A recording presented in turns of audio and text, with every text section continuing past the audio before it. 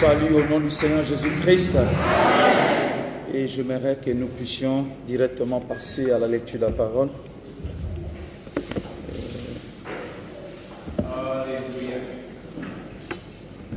Est-ce que vous aimez la parole du Seigneur? Ok, nous allons prendre Hébreux, chapitre 9. Nous allons lire Hébreux, chapitre 9. Aujourd'hui, nous allons lire beaucoup de versets dans la Bible. Hébreux, chapitre 9.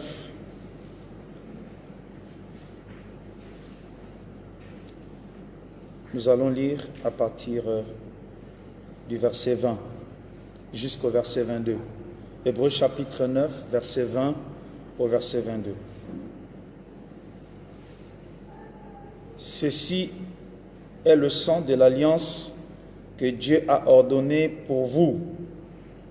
Il fit pareillement l'aspersion avec le sang sur le tabernacle et sur tous les ustensiles du culte. Et presque tout, d'après la loi, est purifié avec du sang. Et sans effusion de sang, il n'y a pas de pardon. Nous allons prier. Dieu Tout-Puissant, Créateur des cieux et de la terre, donateur des dons parfaits, excellents, nous te sommes reconnaissants ce matin parce que tu nous as prêté le souffle de vie. Et quand tu nous prêtes le souffle de vie, c'est dans le but de t'adorer, dans le but de glorifier ton nom. Ainsi, puisses-tu, ô Dieu, bénir la parole que nous avons lue dans nos cœurs, qu'elle trouve une place en nous, Seigneur. Circoncis les lèvres qui vont parler, circoncis aussi les oreilles qui vont entendre. Que ta grâce se surabonde au milieu de nous, au nom puissant de Jésus-Christ. Amen. Que Dieu bénisse.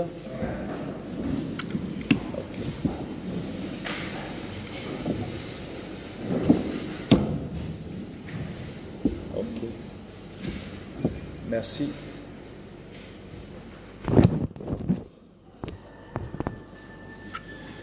Donc nous sommes ici en train de parler de la rédemption par le sang. Amen. Et ce matin, j'ai voulu voyager un peu avec vous dans les pages de la Bible, partant depuis l'Ancien Testament jusqu'au Nouveau Testament, et voir avec vous comment le sang a été important et comment Dieu a exigé au travers de la Bible que tout devait se faire par le sang. Amen. Amen. Amen. Et c'est pourquoi nous avons lu ici dans le livre d'Hébreux, il a dit « Et presque tout, d'après la loi, est purifié avec du sang. » Et la Bible dit « Et sans effusion de sang, il n'y a pas de pardon. »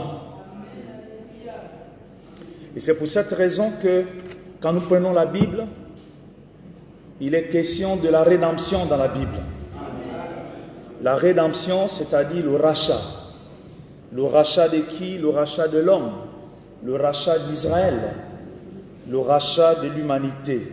Le rachat de ceux qui ont été prédestinés. Et ce mot rédemption n'a pas le même sens pour le judaïsme que pour le christianisme. Si vous allez chez les Juifs, eux, ils connaissaient déjà la rédemption. Parce que n'oubliez pas que le judaïsme est postérieur au christianisme. Et dans le judaïsme, la rédemption concernait les prisonniers. La rédemption concernait les esclaves. La rédemption concernait les personnes endettées.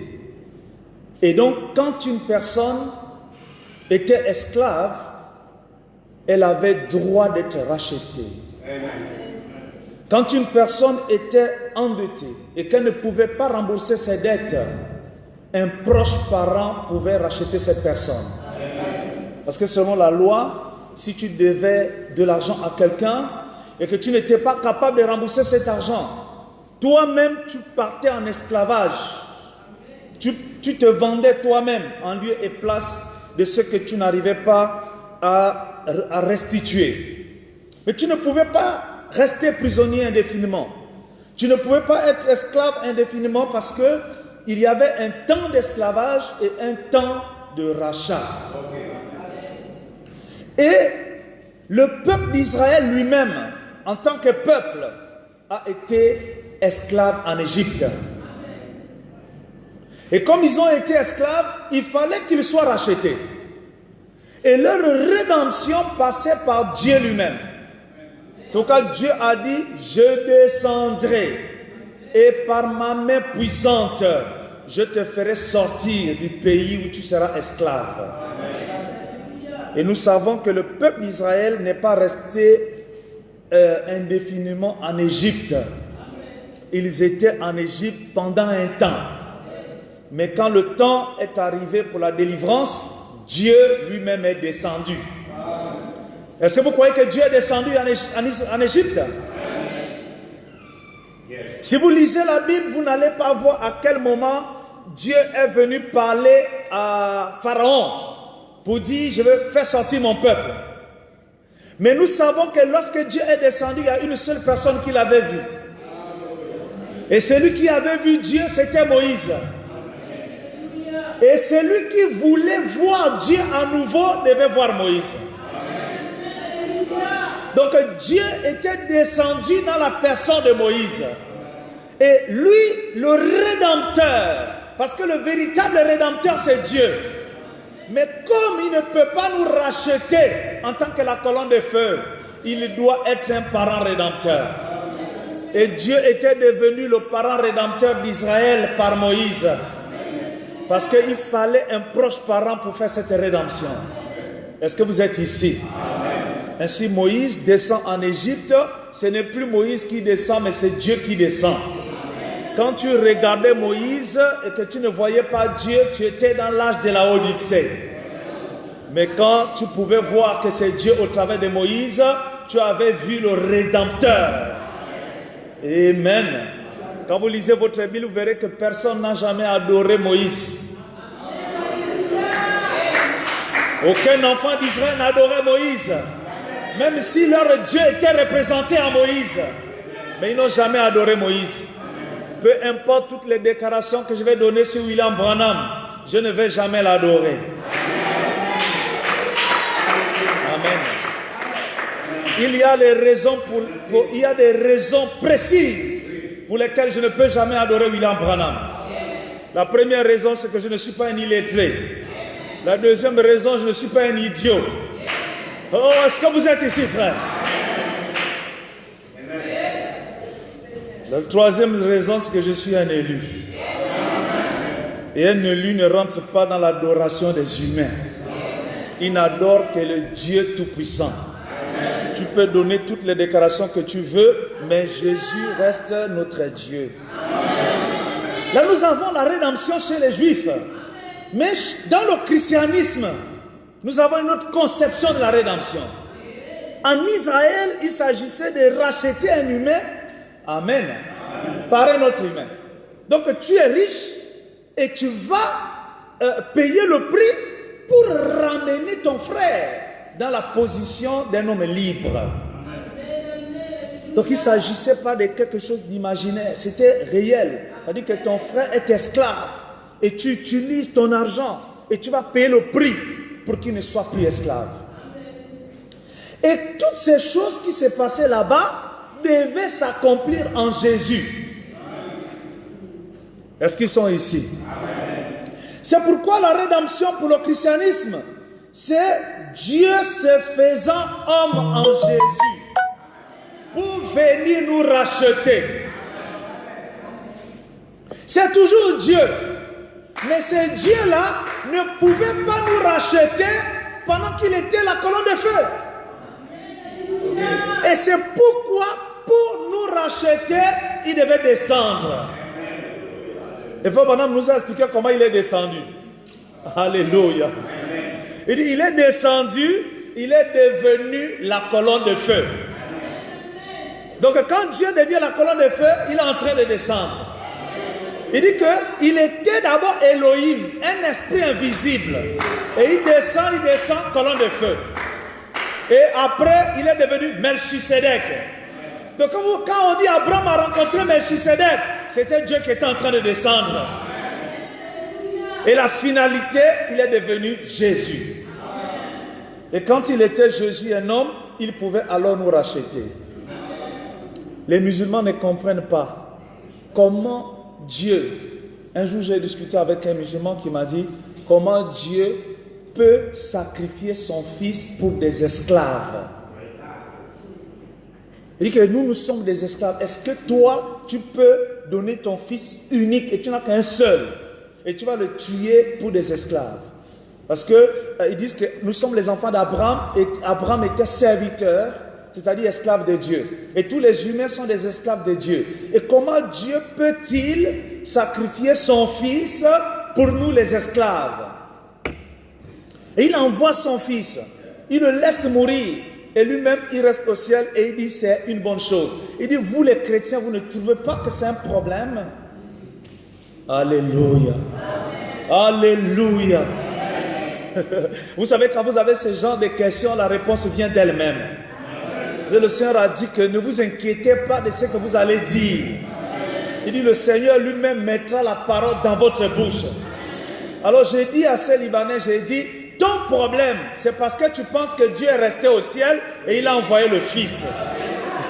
Et c'est là où se trouve le vrai problème. C'est-à-dire que Dieu n'est pas resté au ciel pour envoyer le Fils. Alléluia. J'ai dit, le Fils de Dieu est un attribut de Dieu. Donc quand on dit Fils de Dieu, ce n'est pas un autre Dieu, mais c'est toujours Dieu. Mais Dieu sous la forme d'un homme. Donc quand Dieu dit j'envoie mon fils, ça ne veut pas dire qu'il est resté et il a envoyé son fils. Quand il dit j'envoie mon fils, ça veut dire moi-même je serai là. Il avait compris un autre aspect du fils. Il est resté tranquille. Alléluia. Parce qu'il pense que moi je ne suis pas un catholique, mais je suis un croyant de la Bible. Le Fils de Dieu, c'est Dieu sous la forme de l'homme. Et la Bible nous le dit clairement. Dans Jean chapitre 10, verset 30, il dit, moi et le Père, nous sommes un. Quelqu'un va dire, mes frères, toi et le Père, nous sommes un. Toi aussi et ta femme, vous êtes un. Il dit, ce n'est pas la même unité. Parce que dans Jean chapitre 14, verset 9, Jésus lui dit, il y a si longtemps que je suis avec vous et tu ne m'as pas connu, Philippe, celui qui m'a vu a vu le Père. Amen. Si mon épouse et moi nous sommes un, tu peux voir mon épouse sans me voir. Ce n'est pas la même unité. Oh, l'unité de Jésus avec le Père, quand tu vois Jésus, tu as vu le Père. Amen. Celui qui m'a vu a vu le Père. Comment tu dis montre-nous le Père? Si tu vois Jésus, tu as déjà vu le Père. Est-ce qu'ils sont ici? C'est-à-dire que le Père avait déménagé du ciel et il était dans un corps appelé Jésus pour accomplir l'œuvre de la rédemption. Et Frère Branham nous a prêché la divinité de Jésus-Christ. Et si vous voulez comprendre la divinité de Jésus, ne vous cassez pas la tête. Prenez seulement la brochure, la divinité de Jésus. Et là, Frère Branham nous explique clairement. Il dit que Dieu est comme dans un jeu de théâtre où les rôles sont joués. C'est pourquoi il joue un rôle. Alléluia. Il dit, oh, le rôle n'est pas la personne. C'est-à-dire que moi, je peux être un électronicien et dans un film, je deviens médecin. Est-ce qu'ils sont ici? Mais ça ne fait pas de moi médecin. Mais je joue le rôle du médecin. Je peux porter une blouse et jouer un rôle. Et une personne peut jouer beaucoup de rôles. Mais il reste la même personne. Tu peux dire Amen.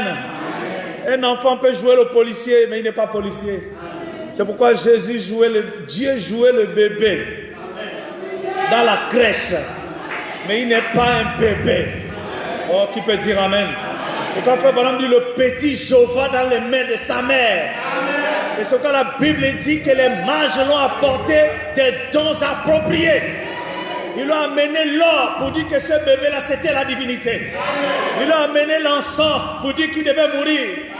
Alléluia. La divinité en service pour la mort. Ils l'ont amené L'or, l'encens, l'a mis la divinité en service pour la mort. Et la Bible dit les mages l'adoraient. Ils ont adoré cet enfant. On ne peut pas adorer un enfant. Ils adoraient Jéhovah dans le petit bébé. Parce que Jéhovah jouait les bébés. Et les mages ont compris que les étoiles se sont alignées dans le ciel. Or, quand ces étoiles devaient s'aligner, c'est que le Messie était sur la terre. Or, qui est le Messie? C'est le Shiloh. Oh, qui peut dire Amen? Le Shiloh devait arriver sur la terre. Shiloh, Shiloh, c'est quoi le Shiloh? Le Shiloh, c'est celui qui amène la paix.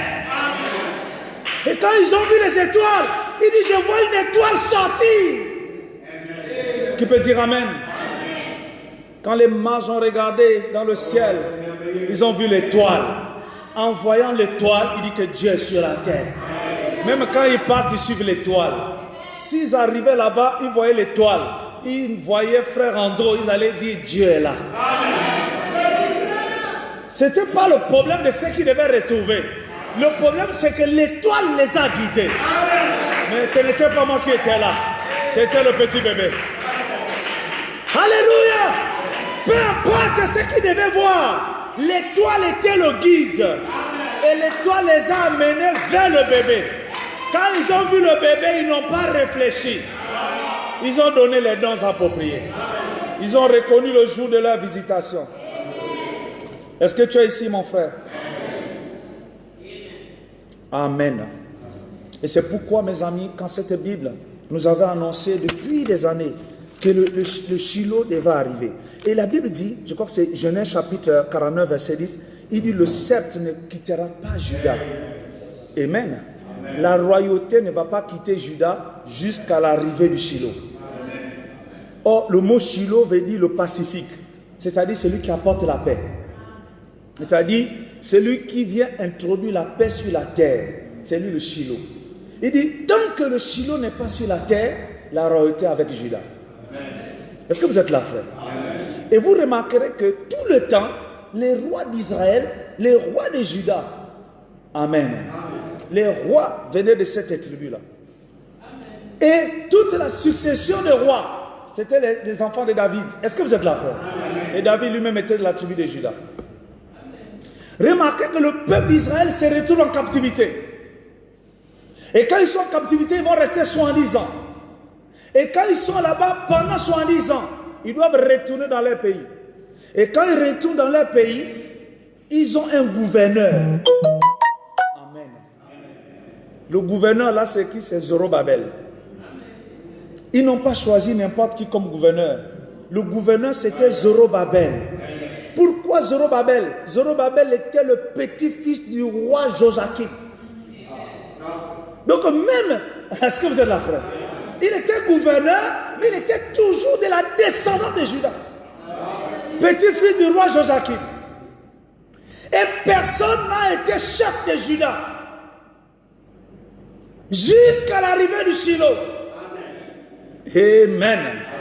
Or, quand vous allez aujourd'hui en Israël, ils ont eu beaucoup de premiers ministres. Amen. Ça a changé. Oh, David Ben Gurion, Moshe Tel, Lévi Tse, Isaac Rabin, Ariel Sharon, Benjamin Netanyahu. Ça a changé. Quand je vois les changements comme ça, ce n'est plus les gens de la même tribu. Alors je comprends que le Shiloh était déjà arrivé.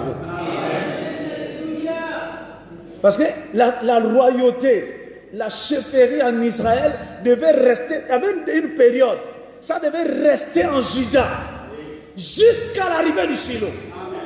Et quand les enfants d'Israël ont vu Jésus, ils n'ont pas cru que c'était le Shiloh. Et comme ils ont rejeté le Shiloh, Amen, nous savons que c'était pour un but. Paul nous l'a expliqué, c'était pour notre salut. Mais le Shiloh était déjà là.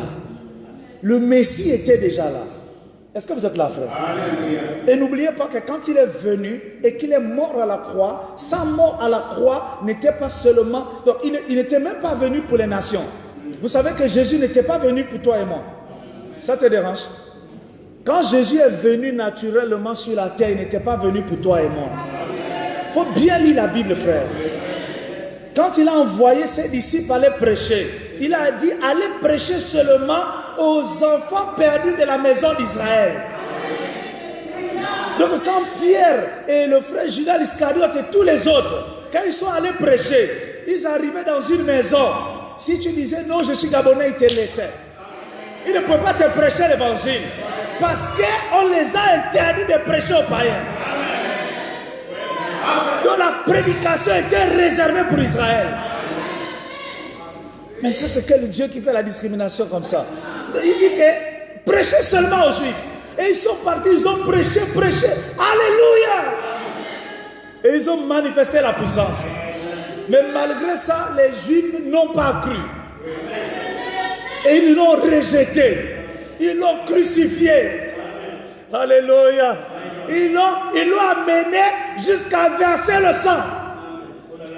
Parce que le sang devait être versé. Parce que sans effusion de sang, il n'y a pas le pardon des péchés. Donc, c'est une erreur bénéfique. Donc, c'est pourquoi la Bible dit, Dieu les a aveuglés. Frère, il y a des gens qui sont aveuglés par Dieu. Et vous savez que Dieu aveugle les gens? Oh, je ne veux pas les incrédules. Est-ce que vous croyez que Dieu aveugle les gens?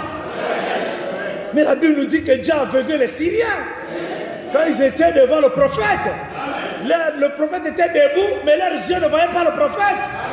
Qui peut dire amen à ça? Vous voyez, Dieu peut aveugler les gens. Quand quelqu'un est aveugle, ne te bagarre pas avec lui. Ne lui fais pas de problème. Peut-être c'est Dieu qui l'a aveuglé. Alléluia. Est-ce qu'on peut avancer un tout petit peu? Remarquez ici, la Bible nous dit, dans 1 Corinthiens chapitre 15, verset 3, « Je vous ai enseigné avant tout, comme je l'avais aussi reçu, que Christ est mort pour nos péchés selon les Écritures. » Amen. Amen. Christ est mort pour nos péchés selon les Écritures. Paul est en train de dire que la mort de Christ était scripturaire. Christ est mort pour nos péchés selon les Écritures. Donc il n'était pas mort juste comme ça. C'était prophétisé. Et c'est pourquoi tout ce qui était dans l'Ancien Testament annonçait cette mort. Est-ce que vous êtes là, frère? Et il dit dans Colossiens 1, 12 à 14, « Rendez grâce au Père qui vous a rendu capable d'avoir part à l'héritage des saints dans la lumière.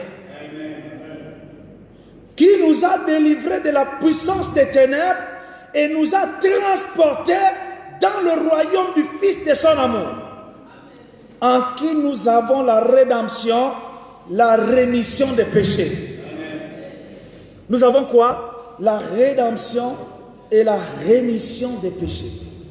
Donc, c'est par Christ en qui nous avons. Donc, il nous a non seulement délivrés, Amen. C'est que nous étions esclaves. La rédemption, c'est d'abord la délivrance. Et ensuite, il nous amène. Tu ne peux pas te délivrer et rester là. Dieu doit te transporter. Israël ne peut pas te délivrer et être en Égypte. Mes amis, si tu es égyptien, c'est que tu es un égyptien. Mais comment le processus de la délivrance a commencé? Toi, tu es en Égypte. Les autres sont déjà en Canaan, tu restes toujours en Égypte. Tu vis comme un Égyptien, tu es là dans l'ail de l'Égypte, dans les fromages de l'Égypte. Est-ce que tu es là, frère? Dans les bars de l'Égypte, dans les boîtes de nuit de l'Égypte, dans les fornications de l'Égypte, alors que les autres sont dans le voyage. C'est que tu es un Égyptien, une Égyptienne.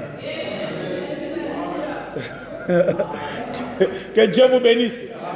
Mais le peuple d'Israël doit sortir. Parce que la rédemption, c'est un voyage.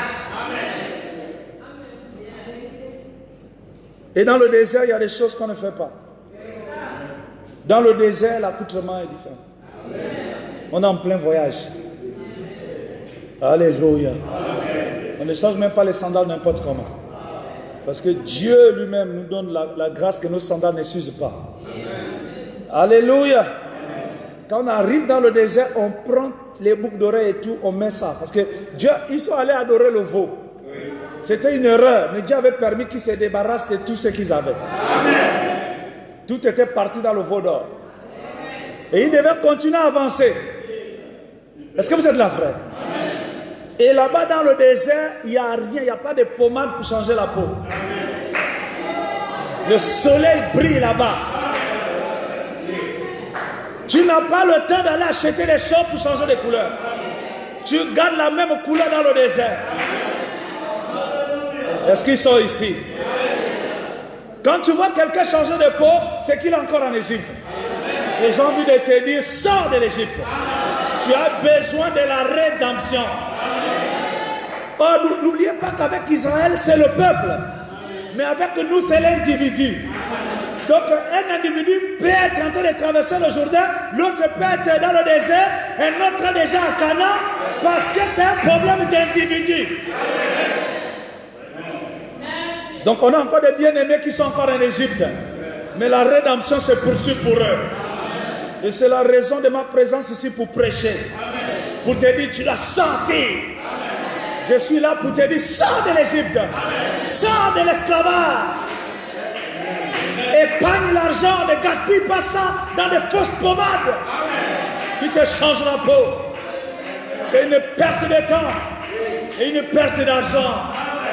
David te dit, arrête de boire et de fumer. C'est du gaspillage d'argent. Et le gaspillage des poumons. Tu as besoin de poumons pour chanter Dieu. Tu n'as pas besoin de poumons percés par le tabac et la fumée. Quelqu'un peut dire Amen. J'ai envie de te dire, arrête la fornication. Tu perds le temps, tu auras le sida pour rien. Et tu seras fatigué. Tu ne viendras pas à l'église pour chanter. J'ai dit, arrête la fornication. Alléluia. Tu vas gaspiller l'argent avec les copines. On va 30 000 là-bas, on va 50 000 là-bas. Puis tu dis, je ne sais pas ce que j'ai fait avec l'argent. L'argent, c'est gaspiller avec les copines. Et les enfants de Dieu meurent de faim. Et toi, tu as l'argent, tu gaspilles avec les copines. C'est un vrai gaspillage. Je ne sais pas comment ils font les frères là qui ont les copines. Là. Comment tu fais pour venir à l'église? Et tu te retrouves à l'église et le frère chante et toi aussi tu chantes. Comment tu arrives à faire? Et après tu retournes à la maison. Et tu retournes dans ta même vie là. Et tu es encouragé. Hein? Tu as besoin de la rédemption. Tu as besoin d'être délivré. Et c'est pourquoi nous essayons d'être assez durs des fois. Pas pour vous choquer, mais pour vous aider à quitter ces choses. Le but de la prédication, ce n'est pas pour déranger les gens, mais c'est pour déranger le diable. Et si le diable sera en toi, tu seras dérangé en même temps que le diable. On ne peut pas faire l'opération sans que ça ne fasse mal. On ne peut pas enlever l'épine qui est rentrée en toi sans que ça ne fasse mal. Vous voyez les petits enfants qui vont jouer là dans les poubelles et puis paf, le tesson est entré. Maman doit prendre la gilette et couper ça. Oh, maman. C'est pour ton bien. Pia, pia, pia. On enlève les tessons. Et c'est ce que nous essayons de faire. Alors retournons dans la Genèse, mes amis, pour commencer notre course ce matin. Amen. Nous commençons dans la Genèse et nous voyons que le sang avait été versé là-bas. Le premier sang qui avait été versé, c'était Dieu lui-même qui l'avait fait. Amen. Amen. Dit que lorsque Dieu voulait venir parler avec l'homme, comme l'homme était un pécheur, il dit qu'il a lui-même sacrifié l'agneau pour couvrir Adam et Ève, pour qu'il soit plus ou moins, qu'il ait une discussion avec eux. Est-ce que vous êtes là, frère? C'est pourquoi le sang avait été versé. Et Dieu a permis que ce sang soit versé pour les couvrir. Parce que l'homme a essayé de se couvrir lui-même. Et pour se couvrir, qu'est-ce qu'il a fait? Il a pris les feuilles de figuier. Oh, les feuilles de figuier, ça te couvre seulement pour un temps. Quand le soleil frappe la nudité dehors. Il faut vraiment me dire, les feuilles de figuier, c'est la religion. Et beaucoup de gens sont des religieux. Un religieux, c'est celui qui a la Bible. Un religieux, c'est celui qui vient à l'église. Un religieux, c'est celui qui a les brochures. Un religieux, il a la Bible, les brochures, il chante les cantiques. Il connaît les foi en Christ, il paie la dîme, c'est un religieux. Un religieux paye sa dîme. Un religieux paye ses offrandes. Un religieux, il vient tous les jours à l'église. Jusque-là, c'est encore la religion. Mais à l'intérieur de lui, c'est vide. C'est pourquoi nous avons deux religieux dans l'Ancien Testament. Le premier, il y avait Caïn et Abel. Parce que quand on dit Caïn et Abel, on a l'impression qu'il y a un croyant et un non-croyant. Un croyant et un païen. Non. Caïn et Abel, c'est deux croyants. Deux adorateurs. Deux religieux. Donc, en ce qui concerne la religion, Abel et Caïn sont tous des frères. Caïn et Abel sont des frères en Christ. Vous ne voulez pas dire amen à ça? Parce que la Bible dit qu'ils sont allés adorer. Ça veut dire que c'est des frères. Ils adorent. Ils connaissaient qu'il y a un Dieu qu'il faut adorer. Mais d'où est venue la différence? La différence est venue sur la révélation. C'est ce qui fera la différence. C'est qu'un a adoré selon l'humanité. Il voulait plaire à Dieu. C'était une adoration pour faire plaisir à Dieu. C'est pourquoi il a amené les fruits de la terre. Il croyait dans un salut par les œuvres. Il croyait dans un salut par l'amélioration de la chair, par l'amélioration de l'autel. Alléluia! Et ce n'est pas ça qui était important. Or, Abel avait compris que l'adoration c'était par le sang. Et c'est là où l'adoration a commencé par le sang. Qui peut dire amen? Et Abel a offert le sacrifice. Mes amis, n'étaient pas dans l'école de théologie. Ni Abel ni Caïn. Chacun avait son inspiration. Chacun adorait selon ce que son cœur lui disait. Alléluia! Chacun était influencé par quelque part. Et la nature de Caïn l'a mené à une adoration très belle. Quand Caïn adorait, c'était terrible. Je peux imaginer la chorale de Caïn. Tu vas me dire, non, mes frères, il était seul. Alléluia. Oh, je m'imagine cette église de Caïn. Caïn Tabernacle. Où il y avait toute la chorale. Les gens chantaient au même rythme. Il n'y avait pas de fausses notes. Les gens avaient une voix rythmée. Alléluia. Et quand les gens faisaient de fausses gammes, l'évêque s'est tourné pour dire le son passe mal. Amen. Une église bien organisée, où les amens sont rythmés. Si tu dis amen en désordre, toute l'église se tourne pour dire quel est cet oiseau qui est entré ici. Alléluia. Les gens faisaient des choses selon l'humanité. Mais chez Abel, c'est le sang qui coulait. Oh, quand vous blessez, le sang coule partout. Il y avait de l'amen à gauche, à droite.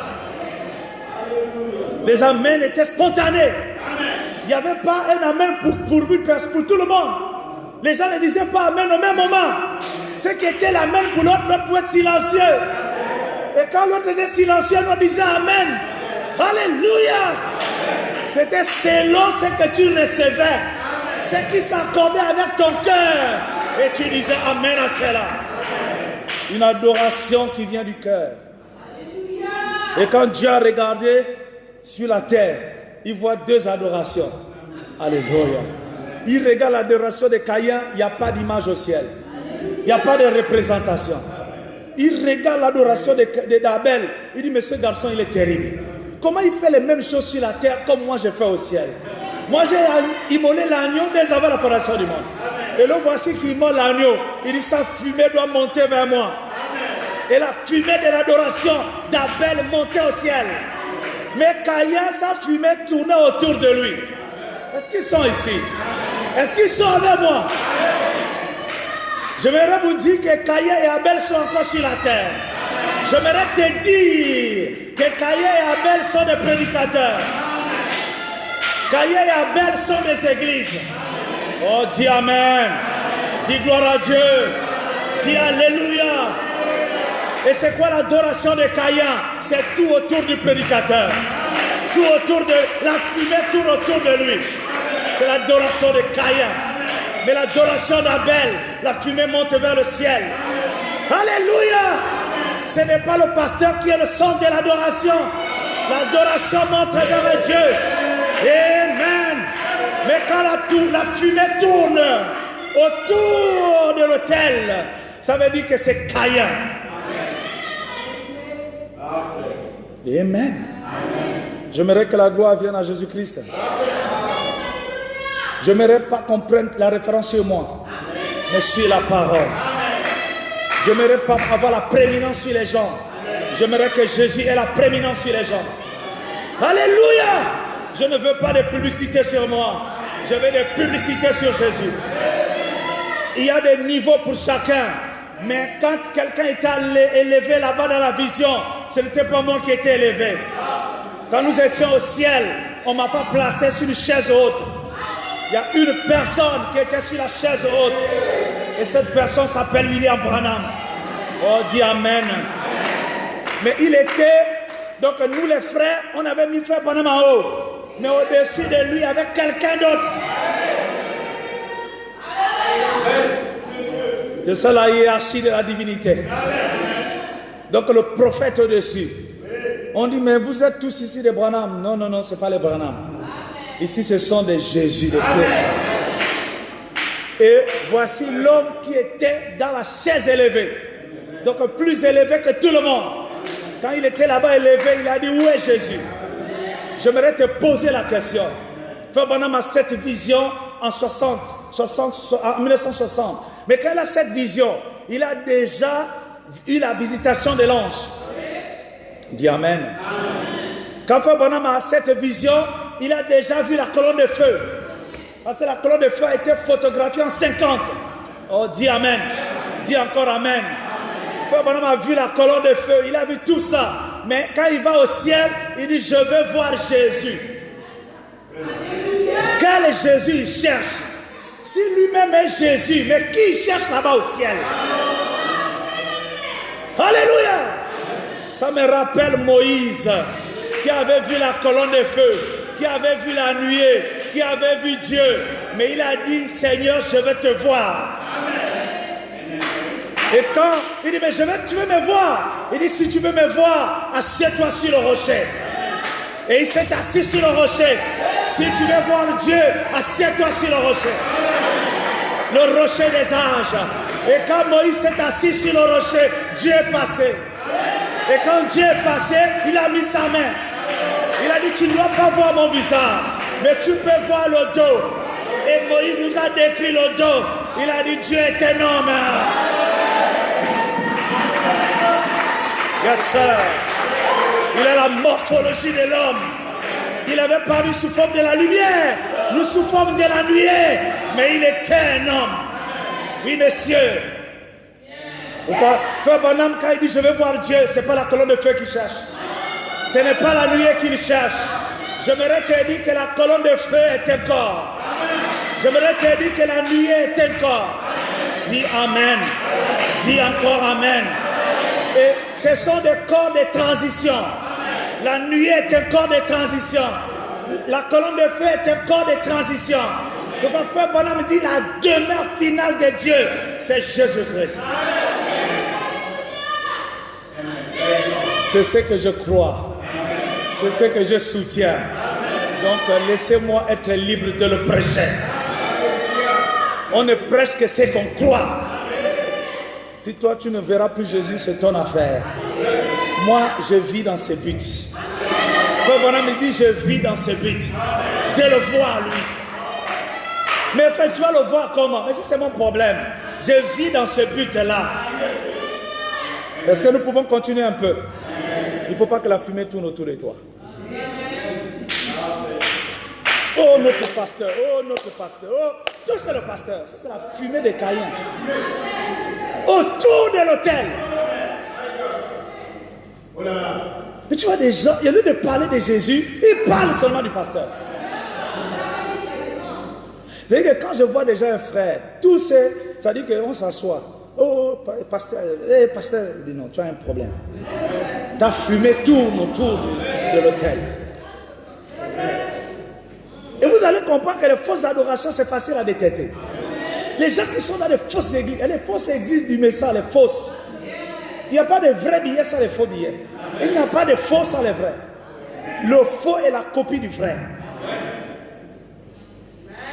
Donc si tout est autour de l'autel, la fumée c'est autour de l'autel. Amen. Amen. Amen. On ne doit pas parler de cela. On ne doit pas toucher ici. Le pasteur, c'est le Saint des Saints. Sa femme, c'est le lieu saint. Les enfants, c'est les anges. Même quand ils sont en erreur, il ne faut pas dire un mot. Sinon, on va vous récupérer en chair. C'est une prédication, vous allez pleurer chez vous. Et vous allez regretter d'avoir parlé avec les enfants du pasteur. Ça, c'est la religion de Caïn. Est-ce que je peux être direct avec vous, mes enfants? Si mes enfants sont en erreur, dites-leur la vérité. Dites-leur frère, avec respect d'un frère. Dites-leur sœur, tu ne dois pas agir ainsi. On n'a pas un respect par hiérarchie. Nous devons respecter tout le monde. Et même quand vous rencontrez un prêtre catholique, respectez-le comme vous respectez votre pasteur. Si vous ne pouvez pas avoir le même respect que vous avez pour votre pasteur, pour un prêtre, vous n'êtes pas un chrétien. Je répète encore. Si le respect que vous avez pour votre pasteur, vous n'avez pas le même respect pour le pape de Rome, vous êtes un païen.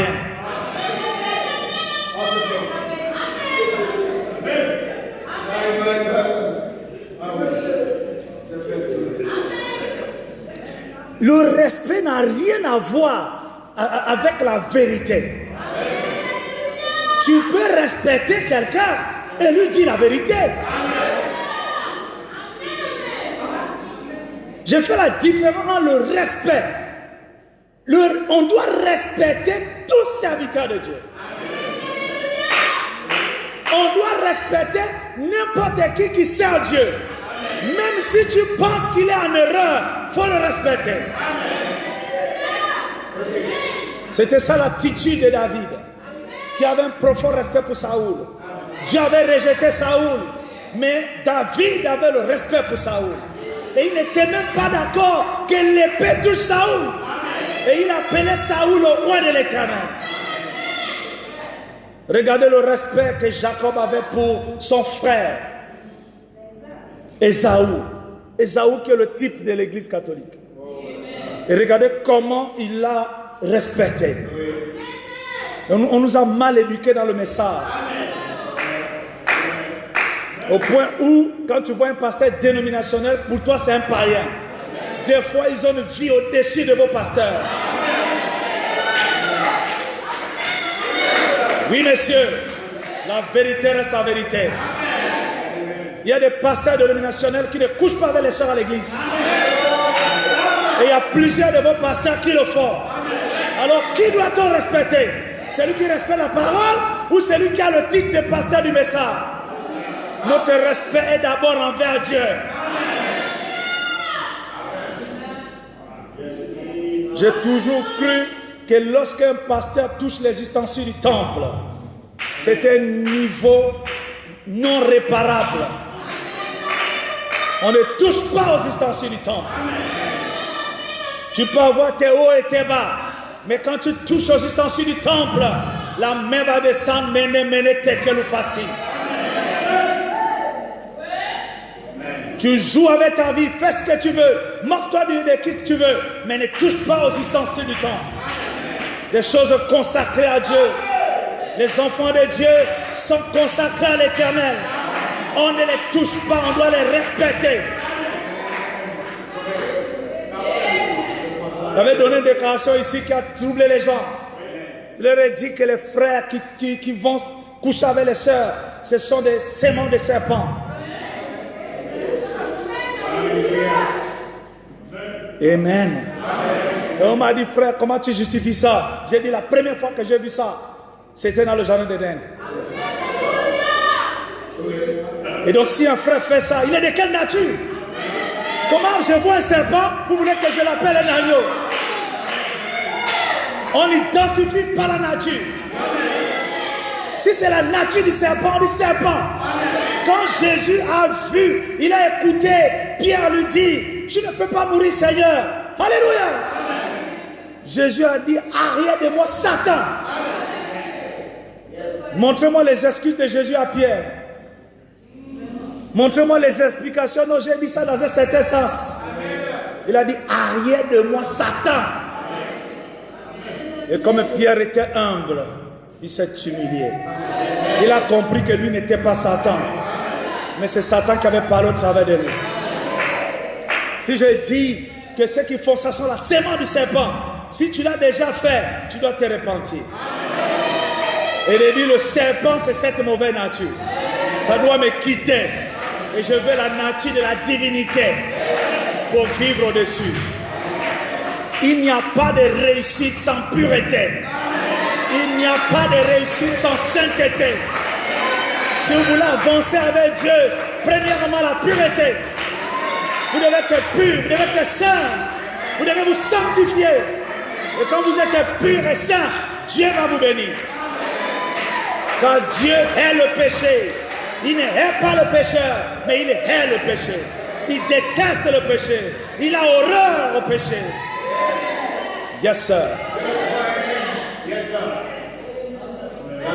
Genèse chapitre 4, verset 10, c'est Dieu dit, qu'as-tu fait? La voix du sang de ton frère crie de la terre jusqu'à moi. Caïn avait tué son frère.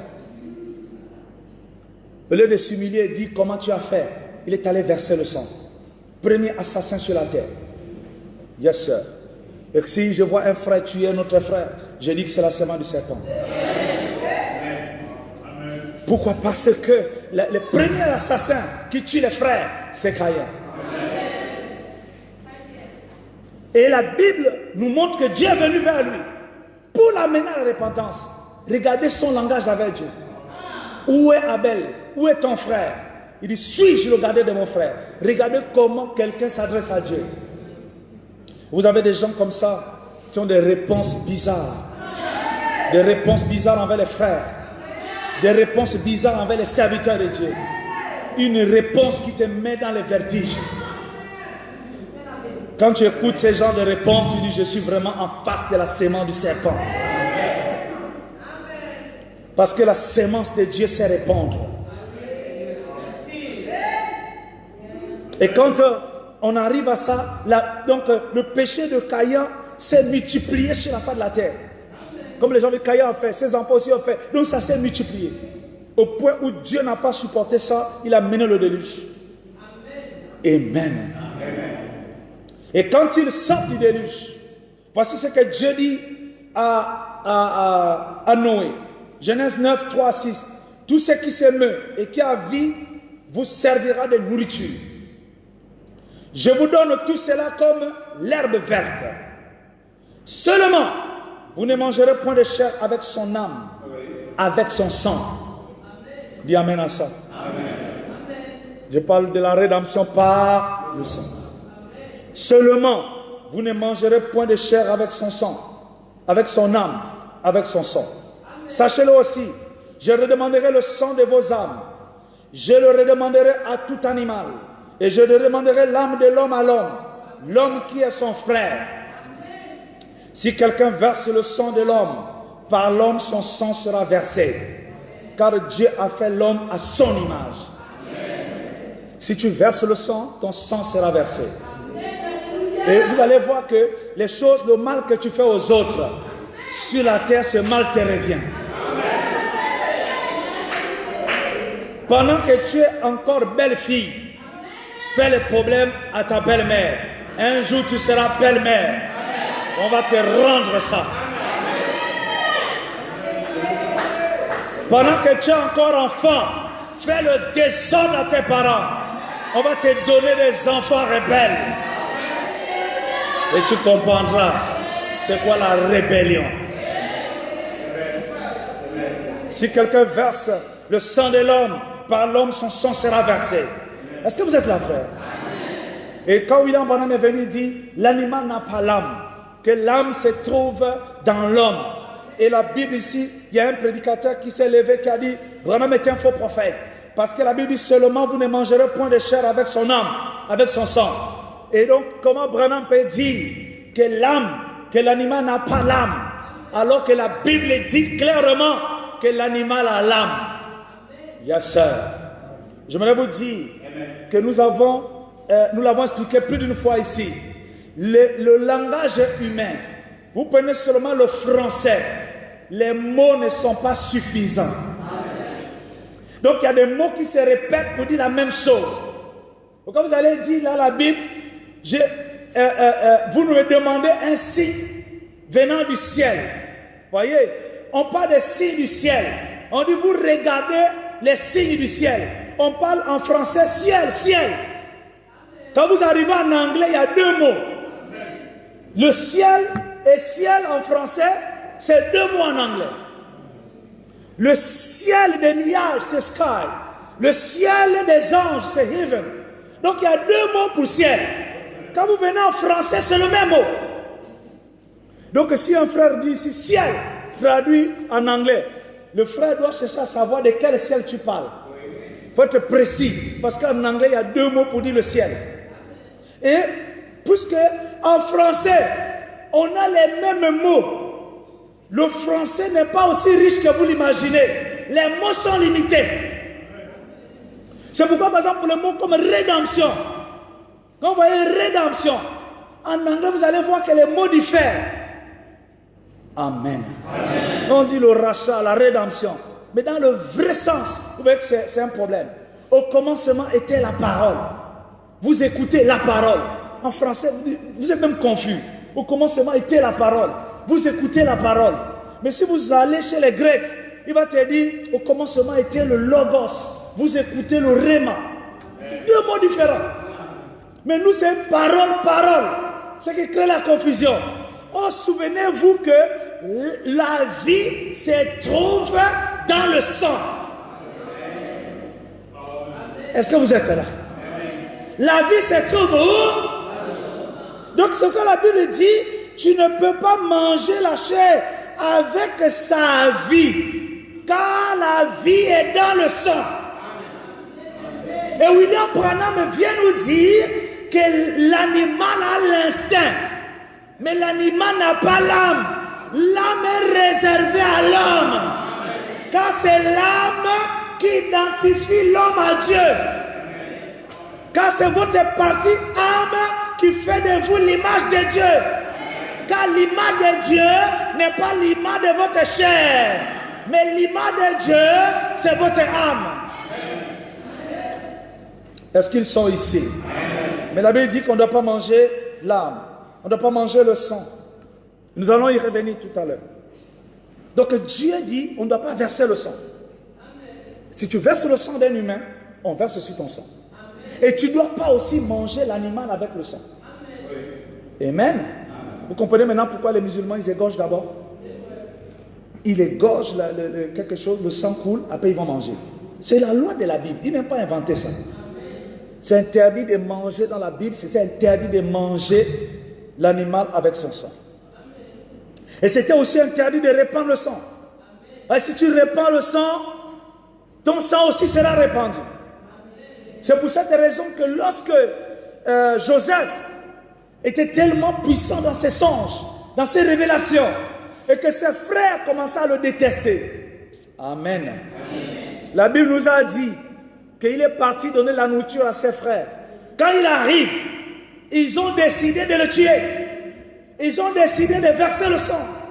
Or, la loi disait, si tu verses le sang, ton sang sera versé.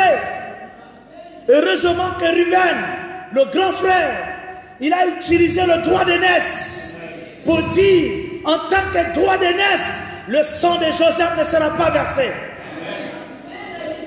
Parce que si le sang de Joseph était versé, c'était la catastrophe. Est-ce que vous pouvez imaginer que si Joseph mourait, mes amis, le peuple d'Israël devait exterminer? Alléluia! Et ce peuple devait exterminer la face de la terre. Et quand il était exterminé, le Shiloh ne devait pas venir. Parce que selon Dieu, le Shiloh devait venir par cette race. D'où la puissance du droit d'aînesse. Alléluia. C'est manifesté en Ruben. Il dit on ne le tue pas. On peut peut-être le vendre. Il sera vendu. Alléluia. Oh, quand tu vends quelqu'un, il devient esclave. Amen.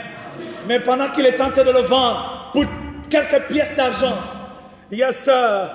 Et quand il va là-bas être vendu, il va se retrouver en prison. Et quand il est en prison, il va se relever. Et Frère Branham me dit, toute la vie de Joseph était le type parfait de Christ. Il y a eu beaucoup de gens qui ont représenté Christ, mais celui qui a parfaitement représenté Christ, c'était Joseph. Mes amis, Joseph est le type parfait de Christ. Si vous prenez Joseph et vous l'identifiez à un humain sur la terre, vous êtes un idolâtre. On dit amen fort ensemble. Nous pouvons être chacun des portions de Joseph. Même Frère Branham est un Joseph. L'église est un Joseph. On peut avoir des Joseph. Mais le Joseph de l'Ancien Testament était le type parfait de Christ. C'est pourquoi Joseph a été élevé à la droite de Pharaon. C'est-à-dire personne ne pouvait voir Pharaon sans passer par Joseph. Oh, je vais en amener à ça. Donc la dimension de Joseph, c'est la dimension de la rédemption. Donc Joseph est le garant de la vie. Oh, dis amen. Dis amen à ça. C'est pour cette raison que Joseph devait emmagasiner la nourriture. C'est pourquoi Joseph devait distribuer la nourriture. Et il devait y avoir des dépôts dans chaque province. Oui, monsieur. Et ces dépôts qui étaient... Lisez la Bible. Vous ne lisez pas la Bible, lisez la Bible. Il y avait les dépôts dans les provinces. Et Joseph ne s'ingérait pas dans ces dépôts-là. Il pouvait faire confiance à ces gens qui géraient ces dépôts. Est-ce que quelqu'un dit Amen? Est-ce que quelqu'un dit Alléluia? C'est pour cette raison, je suis en partie d'accord avec ceux qui disent que tout est accompli. En partie d'accord. Parce que William Branham était Joseph. Oui, monsieur. Parce qu'il a magasiné la nourriture. Parce qu'il a distribué la nourriture. Parce que les frères d'Afrique du Sud recevaient les bandes qui venaient de Jeffersonville. C'est parce que nous avons un témoin vivant appelé le frère Ewald Frank qui nous a dit que William Branham avait donné l'ordre. Chaque bande prêchée envoyait cela en Allemagne. Et il recevait chaque bande. Il n'était pas le seul. Les bandes partaient dans le monde. Pendant que frère Branham était sur la terre, la distribution a eu lieu. Oh, je vais en amener à ça. Je veux qu'on dise gloire à Dieu. Les frères d'Afrique du Sud ont reçu le message pendant que Branham était vivant. Les frères d'Allemagne, de Suède, de partout.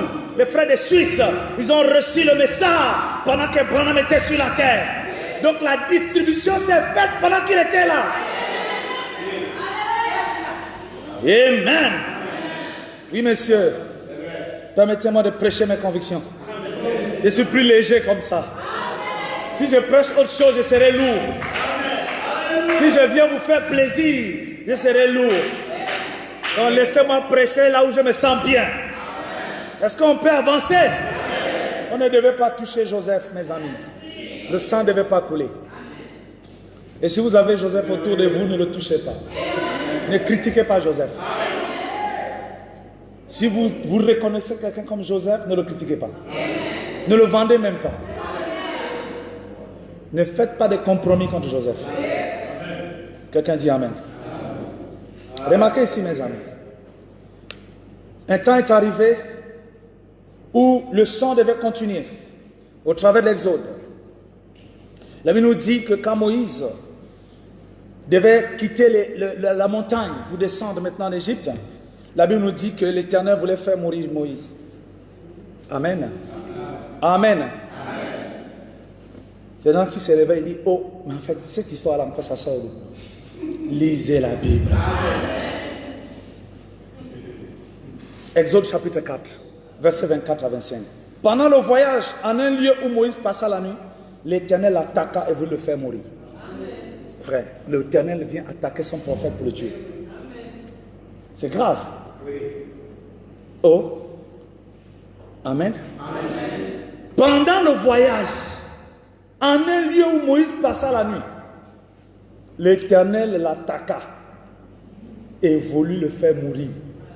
Pourtant, ils sont dans une alliance d'aller délivrer le peuple. Mais maintenant, mon ami, donc les gens qui sont dans un projet d'aller délivrer le peuple, donc Dieu veut maintenant attaquer Moïse pour le tuer. Et là, et le salut est venu par Séphora. Il avait dit, Séphora a pris une pierre aiguë, coupa le prépuce de son fils et le jeta aux pieds de Moïse en disant, tu es pour moi un époux de sang. Et continuez la Bible, Dieu n'a plus tué Moïse. Pourquoi? Parce que l'alliance faite par Abraham, c'était une alliance de sang. Tout garçon qui devait naître devait être circoncis. Car la circoncision était le type du baptême du Saint-Esprit. Dans les types. Il fallait que le mâle soit circoncis. Et Moïse était préoccupé. Il était tellement occupé à faire beaucoup de choses. Alléluia. La pression du ministère, la pression de ceci, la pression de cela. Il a oublié l'essentiel. Son propre fils devait circoncire le 8e jour. Il était préoccupé. Je vais aller dans les champs de mission.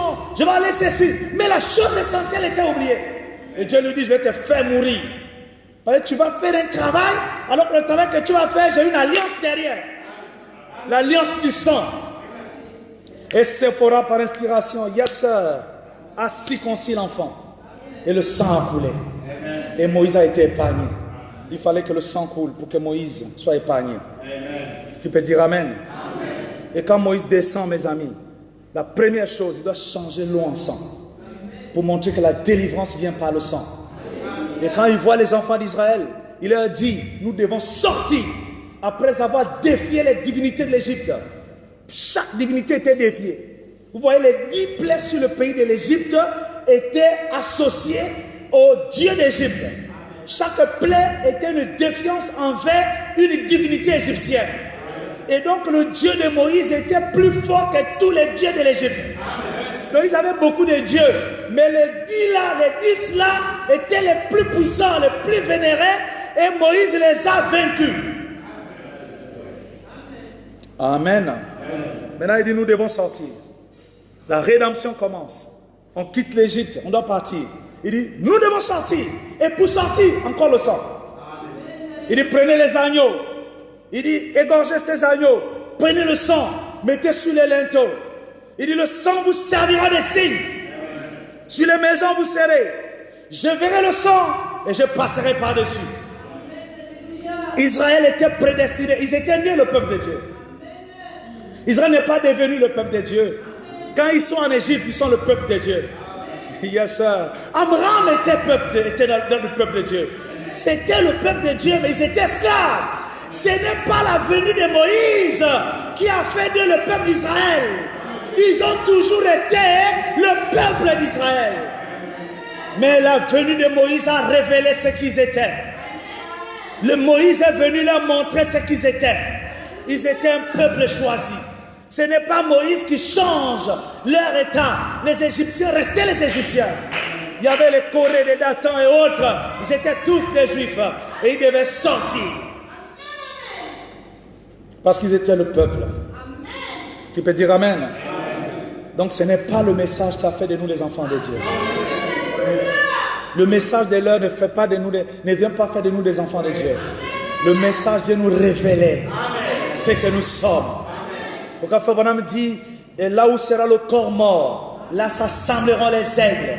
En d'autres termes, là où la parole de Dieu est fidèlement interprétée, la nature de chaque oiseau se manifeste. Si tu es un faucon, tu seras faucon. Si tu es un aigle, tu seras un aigle. Si tu es un vautour, tu seras un vautour. Donc ta nature se révèle au fur et à mesure que la parole est prêchée. Plus nous prêchons, plus ta nature se montre. Celui qui s'essouille davantage. Celui qui se sanctifie davantage. Qui peut dire Amen? La parole est là pour nous identifier. Et le peuple a placé le sang. Et le sang les servait de signe. Tu pouvais dire, je suis un enfant d'Israël, je ne veux pas le sang, je ne veux pas de saleté chez moi. Mon ami, tu mourrais. Parce que être enfant d'Israël n'était plus suffisant. Il y avait d'autres exigences. Dis Amen. Tu es né enfant d'Israël, c'est bon. Mais le problème ici, c'est que le sang doit être placé. Et le sang ne devait pas être caché.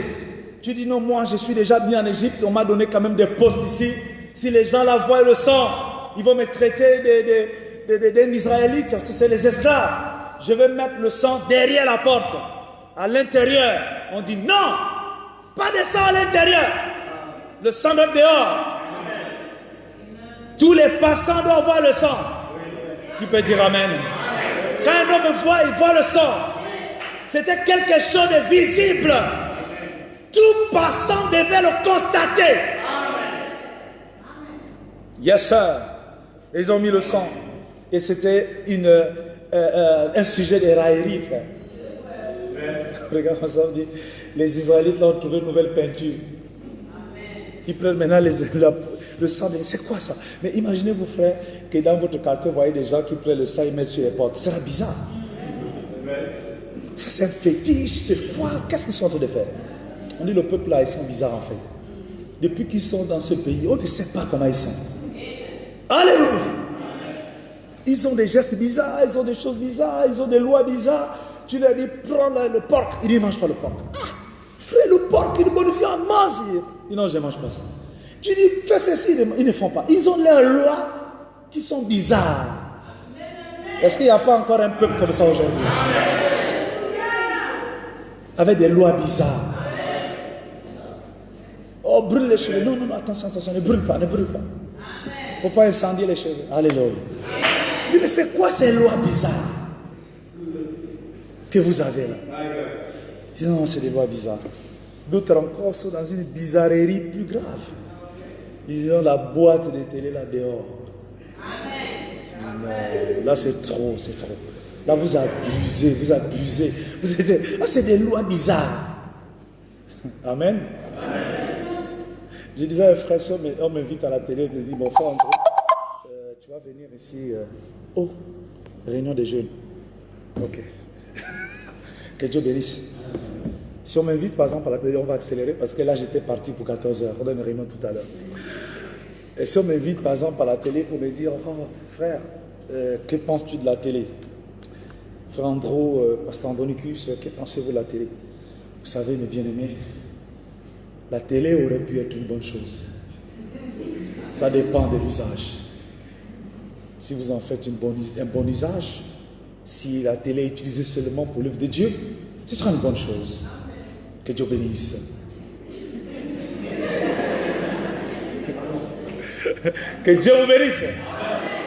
Bon, maintenant le frère Andro vient maintenant à Gapao. Je vais encore dire les mêmes choses. Je dois enlever les gants. Oh, que Dieu soit loué. Là, on enlève les gants. On dit, mettez ça dehors. Que ça plaise, que ça ne plaise pas. Dehors. Mais frère, comment vous n'avez pas le pouvoir de vous séparer de ça? Frère, je peux vivre sans téléphone, sans ordinateur, on peut vivre sans ça. Sans tout ça, on peut vivre. Ne dites pas qu'on ne peut pas vivre. C'est grave, on dit qu'on ne peut pas vivre. C'est qu'il y a des gens, ça dit que quand il arrive quelque part, s'il n'y a pas la télé, il n'y a pas de vie.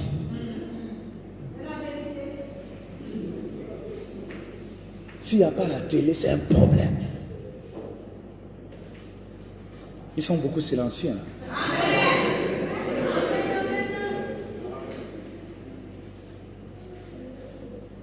Bien, c'est comme si, mon frère, le journal, c'est comme si le journal là, c'est la vie éternelle. Bien aimé, les informations. Et ils ne sont même pas plus informés que moi. Quand on fait des débats dans la politique, ils n'ont pas le poids. Le débat dans l'actualité, rien. Ils sont tous les jours devant la télé. On va dire, bon, parlons de notre pays. Parlons même des armoiries du pays. Les deux panthères là, c'est quoi? Oh, il y a les panthères.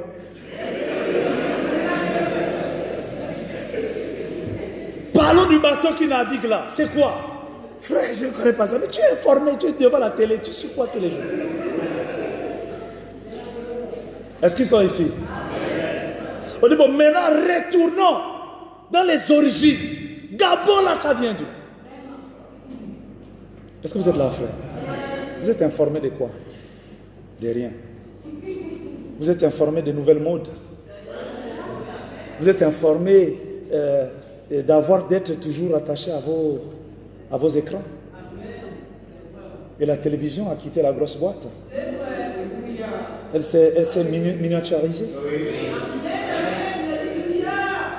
La télévision maintenant la porte. Elle devait quitter nos cœurs. Nous pouvons l'enlever de notre maison. Mais si elle est dans notre cœur, c'est encore plus grave.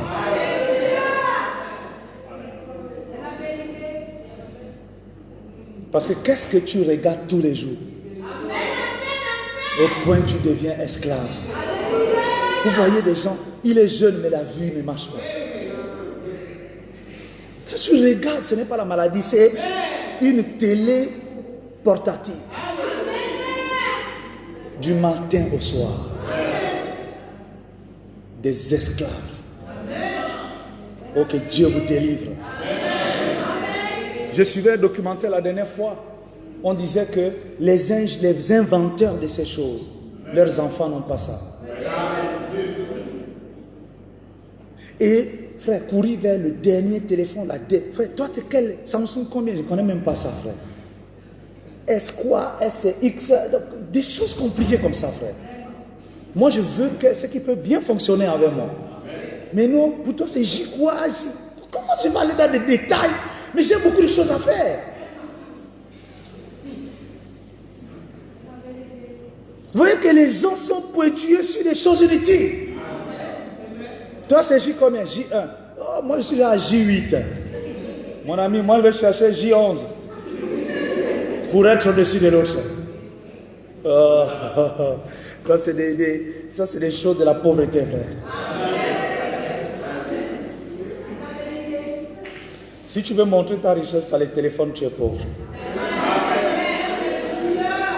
En fait, un riche n'a pas besoin de montrer des choses pour montrer qu'il est riche. En fait, il a seulement les choses avec lui normalement.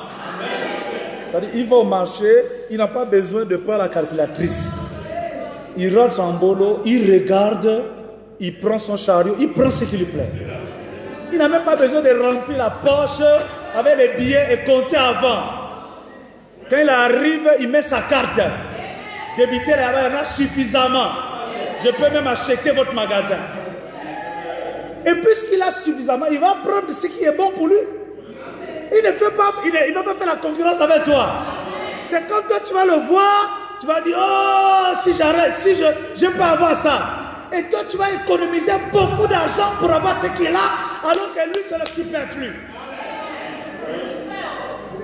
Tu te bats pour rien dans le vide. Sois satisfait de ce que le Seigneur te donne. Sois satisfait de ce que Dieu t'a donné. Les gens qui se plaignent trop, ça ne marche pas. Oh, les choses ne marchent pas. Oh, mon mari ceci, mon mari ceci. Oh, ma femme ceci, ma femme. Toujours pour accuser les autres. Il ne fait rien, ne fait rien. Toi, tu fais quoi? C'est la question qu'il faut poser. Il ne fait rien, ne fait rien. Maintenant, toi, tu fais quoi? C'est une soeur là qui m'avait, j'ai eu beaucoup de parenthèses ce matin. Une soeur qui m'avait, non, pasteur, moi, je ne peux pas. C'est que mon mari ne fait rien. Il n'avance pas. Il n'évolue pas. Elle parlait là, parlait. Il dit, soeur, toi, tu fais quoi? Regardez-moi les gens comme ça. Non, mon mari ne fait rien et on n'avance pas depuis des années. On est là, on tourne en rond. J'ai dit, mais toi, tu fais quoi? Mais tu es un être humain. Donc comme le monsieur, ça n'avance pas, tu es là, ça ne doit pas avancer, j'attends. Mais tu sais, ça c'est quel niveau de ma boulisme? Si tu vois une année, 2 ans, ça ne marche pas, mais cherche la solution. Trouve des voies et moyens pour sortir. Tu ne vas pas rester là pour dire ça ne marche pas. Non, ça ne marche pas avec toi. Je vais quitter celui-là pour chercher celui qui va marcher.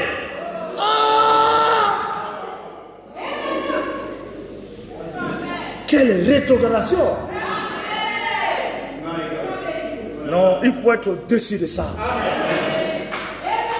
Oh, que Dieu soit loué.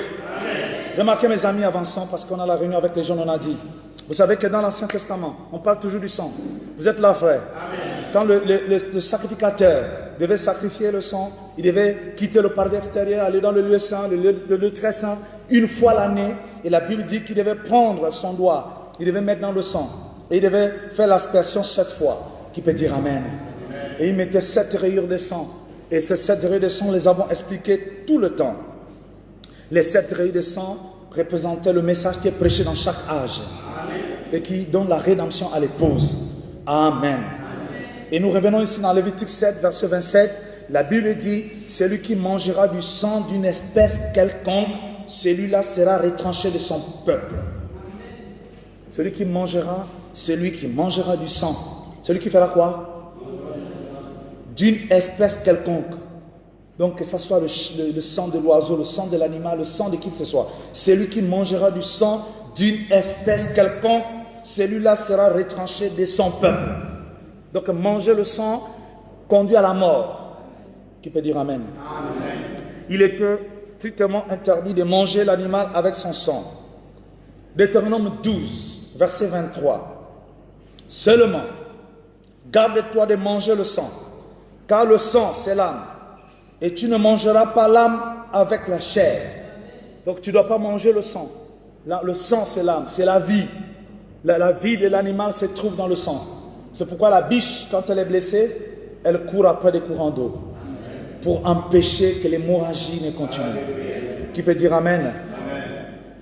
Et la femme qui avait la perte de sang, elle a cherché partout, chez les médecins. Elle n'avait pas trouvé la solution. Mais la solution était dans le pan du vêtement. Oui, monsieur.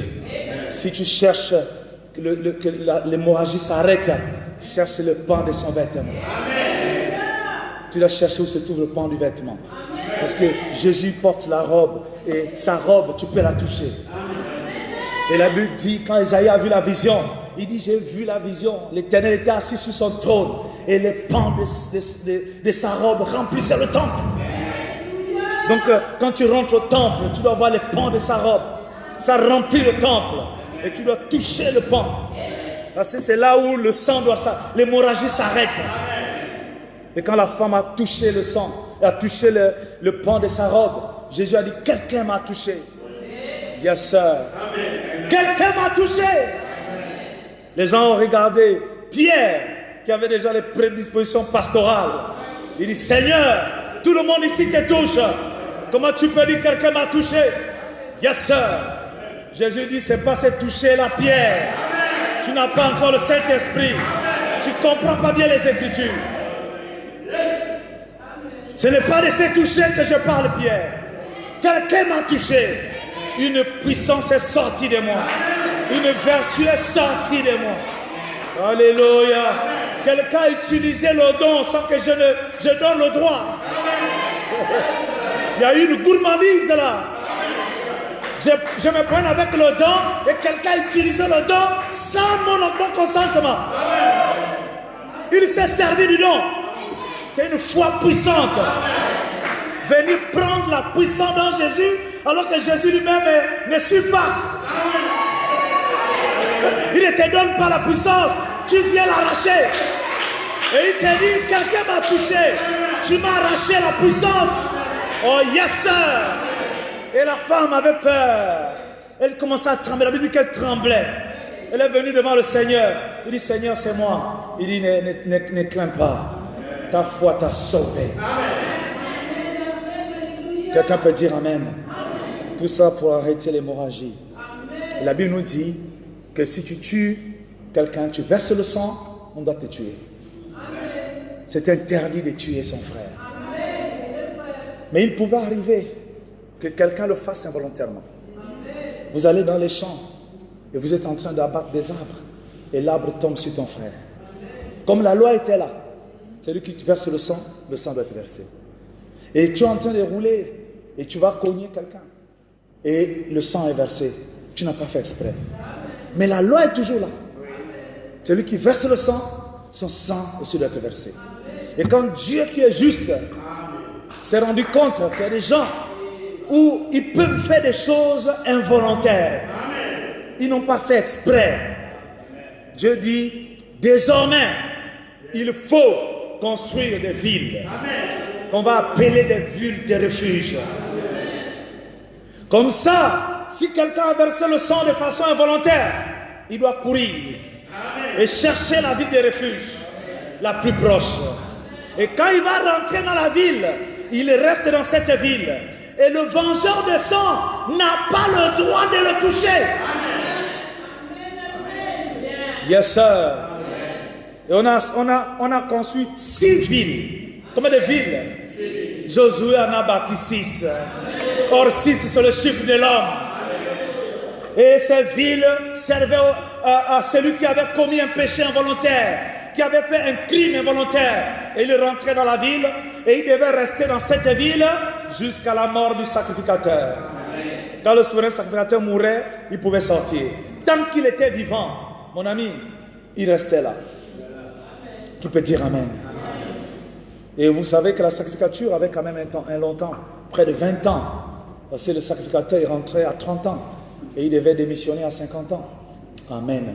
Il laissait la succession à son fils. Ça, c'est les lois des sacrificateurs lévitiques. Et imagine-toi, s'il vient de prendre fonction, et toi tu rentres dans la ville, tu dois attendre sa mort pour sortir. Ce n'était pas facile, frère. Alléluia. Et nous ne sommes plus entrés dans la 6e ville, ni la première ville. Nous sommes rentrés dans la ville qu'Abraham cherchait. Vous savez qu'Abraham était dans un voyage. Il cherchait la ville. Mais il est arrivé, il a seulement salué la ville. Amen. Et remarquez, les vengeurs de sang devaient rentrer dans cette ville. Et nous aussi, nous rentrons dans cette ville. Alors, Ésaïe chapitre 1 nous dit, versets 11 à 15. Suivez ceci, mes amis. Ésaïe 1, 11 à 15. Qu'ai-je à faire de multitude de vos sacrifices, dit l'Éternel. Je suis rassasié des holocaustes de béliers et de la graisse des veaux. Je ne prends point plaisir au sang des taureaux, des brebis et des boucs. Dieu dit par Esaïe, il est fatigué de ça. Vous venez verser le sang, Il dit qu'il est fatigué de ça. Quand vous venez vous présenter devant moi, qui vous demande d'essuyer mes parvis, cessez d'apporter de vaines offrandes. J'ai en horreur l'encens, les nouvelles lunes, les sabbats et les assemblées. Je ne puis voir le crime s'associer aux solennités. Mon âme hait vos nouvelles lunes et vos fêtes. Elles me sont à charge. Je suis las de les supporter. Quand vous étendez vos mains, je détourne de vous mes yeux. Quand vous multipliez les prières, je n'écoute pas. Vos mains sont pleines de sang. Et si les mains sont pleines de sang, vous êtes des assassins. Et vous venez vers moi avec les holocaustes. Il dit, je n'accepte pas ça. Je n'accepte pas que les gens viennent m'adorer avec le sang dans les mains. Amen. Je déteste cela. Vous êtes des assassins, des criminels. Et vous venez là pour adorer avec le sang. Dans vos mains, vous êtes des criminels. Vous savez qu'aujourd'hui, tuer un frère, ce n'est plus prendre le couteau et l'enfoncer. Tuer un frère, c'est tuer son influence. C'est parler du mal de quelqu'un. C'est dire quelque chose contre quelqu'un qui va détruire sa réputation. Si tu ne veux pas détruire ton frère, ferme ta bouche. Tu ne dois parler que du bien d'un frère. Dès que tu vois le mal, tu fermes la bouche. Il y a des bouches exercées à parler le mal. Donc ils n'attendent que des situations. Dès qu'une situation arrive, il doit parler. Des gens qui sont prêts à propager des nouvelles du mal. Telle chose arrive à telle. Tu es au courant, tu es au courant, tu es au courant. Est-ce que je suis obligé d'être au courant de tout ça? Et ils ont des longues oreilles. Fabana me dit que c'est un soi-disant croyant qui a les longues oreilles. Lisez cela dans les 3 sortes de croyants. Il dit les soi-disant croyants ont des longues oreilles. Donc si tu es au courant de tout, c'est que tu es un soi-disant croyant. Non, mais frère André n'est pas au courant de tout. Est-ce que moi je suis un soi-disant croyant? Donc il y a des choses qui peuvent passer, je ne suis pas au courant. Je ne suis même pas disposé, mon cœur n'est pas disposé à tout connaître. Il y a des saletés, garde ça pour toi. Il y a des choses que mon esprit, dont je ne suis pas né pour écouter ça. Toute nouvelle n'est pas bonne à dire. C'est qu'un frère Branham qui avait les visions, qui pouvait voir tout le monde, qui pouvait détecter des choses, il ne disait pas tout ce qu'il voyait. Il pouvait voir des choses et il gardait ça. Et quand il voyait que là, c'est une question de vie ou de mort, il va dire Amen. Et il dit même quelque part que si le Seigneur me révèle que tel frère trompe sa femme, il dit je n'irai pas voir sa femme, mais j'irai voir le frère pour lui dire ne fais pas ça, frère.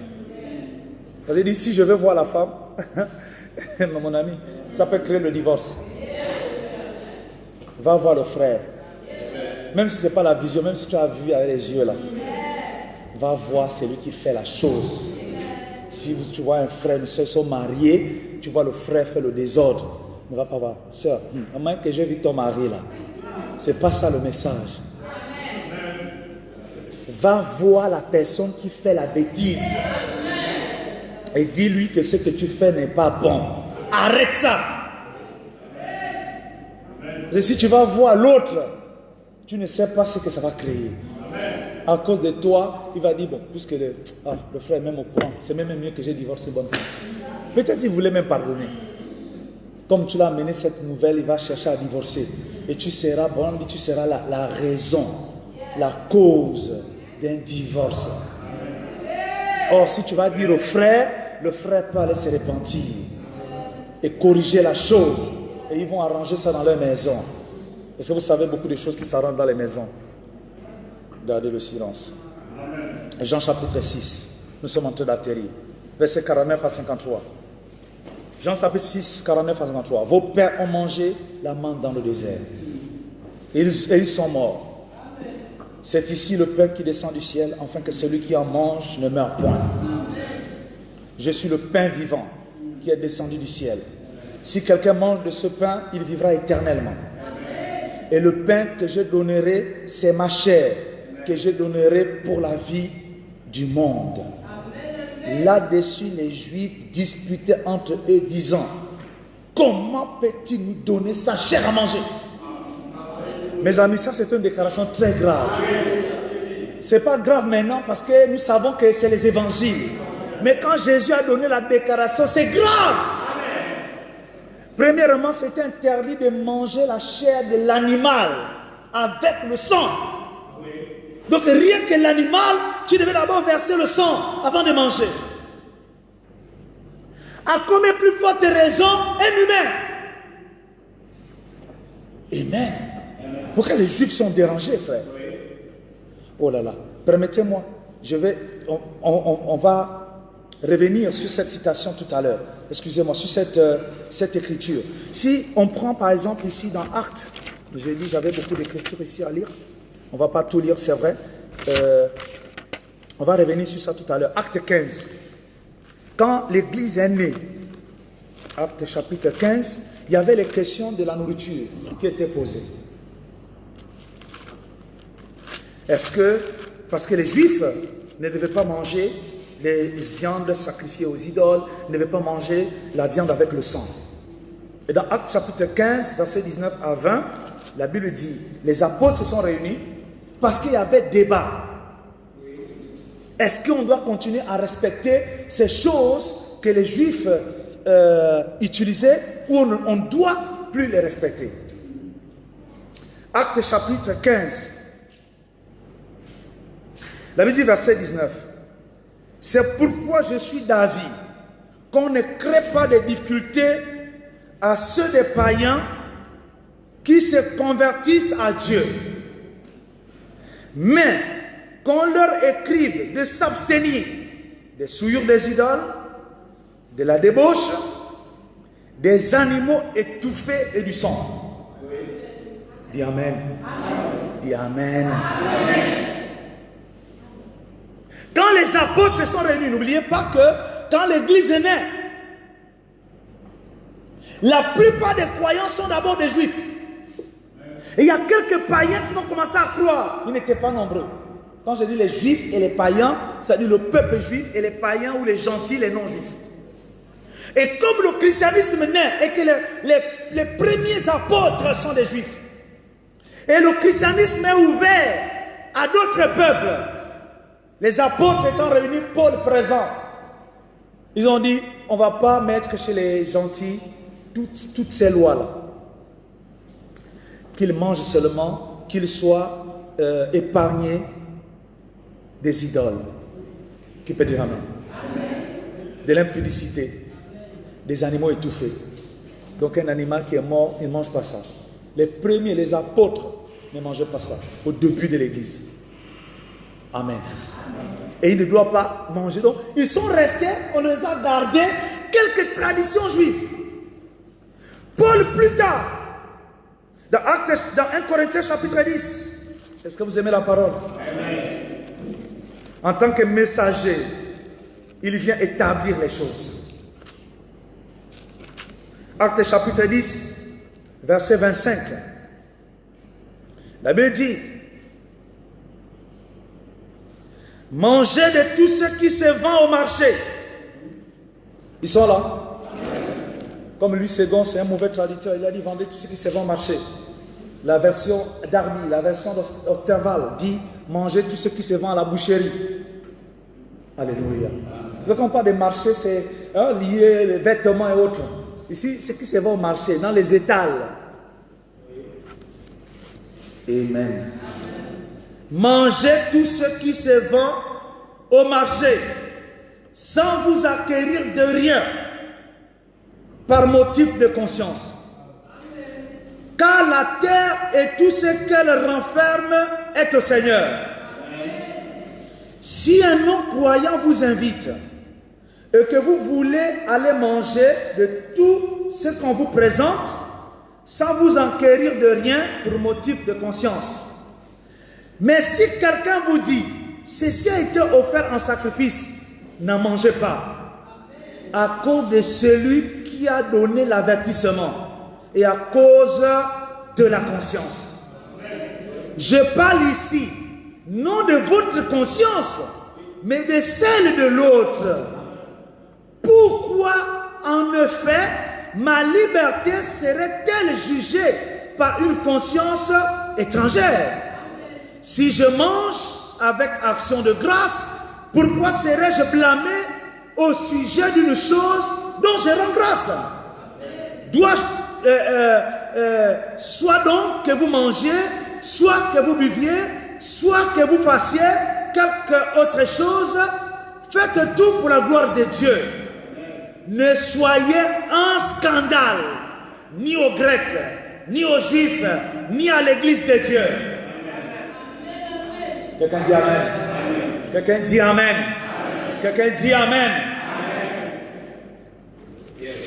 Il dit, tu peux manger ce que tu veux, mais ne scandalise pas les Juifs. Ne scandalise pas les Grecs. Ne scandalise pas l'Église. Donc si tu arrives au milieu des Juifs, frère, ne mange pas le porc devant un Juif. Tu vas le scandaliser. Est-ce qu'ils sont ici? Est-ce qu'ils me suivent? Ça ne veut pas dire que tu es hypocrite. La Bible dit, si tu dois manger, tu manges tout ce qui se vend. Seulement, ne sois pas un sujet de scandale. pour les Juifs, pour les Grecs, pour l'Église. Si pour un Juif, manger le porc, c'est pas bon. Toi, tu as venu, tu dis, moi, je suis racheté, je mange le porc. Tu as un scandale Juif. Ils sont là.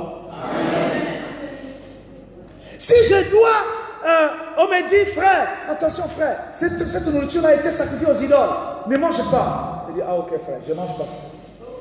C'est sacrifié aux idoles. Mais frère, si je vois les gens manger la nourriture sacrifiée aux idoles, et que pour eux, ce n'est pas interdit, je vais manger ça. Oh, ils sont là. Il n'y a aucune personne dont la conscience sera dérangée. Donc les histoires des aliments, c'est un problème seulement de conscience. Donc frère, si pour toi c'est dérangeant, le serpent, le serpent, tu ne manges pas le serpent. Si tu ne manges pas le serpent, je ne vais pas manger frère, à cause de ta conscience. Que Dieu te bénisse. Parce que ça te dérange, tu penses à lancer serpent là. Mais il y a quelqu'un d'autre qui va voir son boa. Bien fait. Est-ce qu'ils sont là, frère? Bon. Personnellement, je ne mange pas ça entre griffes. Mais il y en a qui ont le plaisir de ça. C'est bien préparé. S'il n'y a pas un problème de conscience, laisse-le manger son histoire.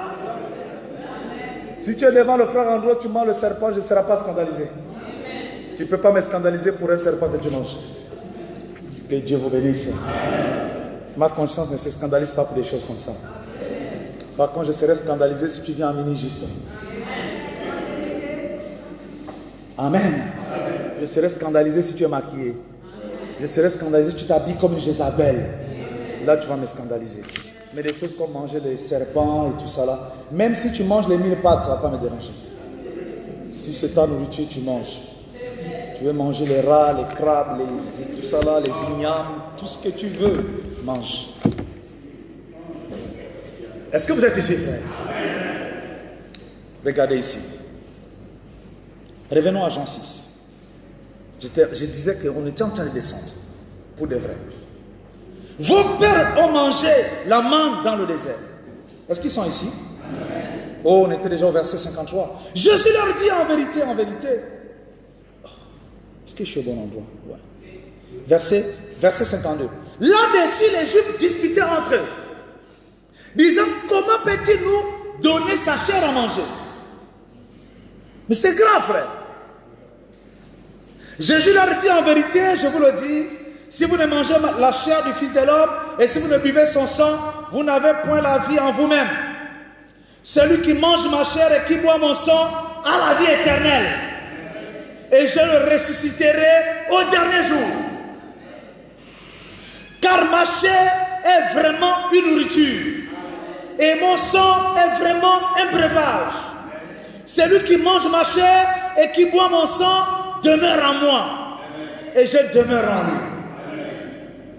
Comme le Père qui est vivant m'a envoyé et que je vis par le Père, ainsi celui qui me mange vivra par moi. Alléluia. Mes amis, c'était le grand scandale.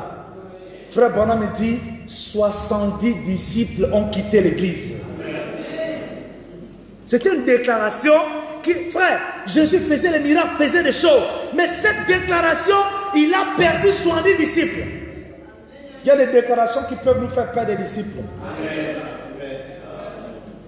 Manger la chair et boire le sang. Quelque chose déjà pour l'animal, c'est interdit. Et le monsieur est vivant. Il dit, vous là, vos pères ont mangé la manne dans le désert. Quand vous me voyez là, je suis le Père. Pour avoir la vie éternelle, vous devez manger ma chair.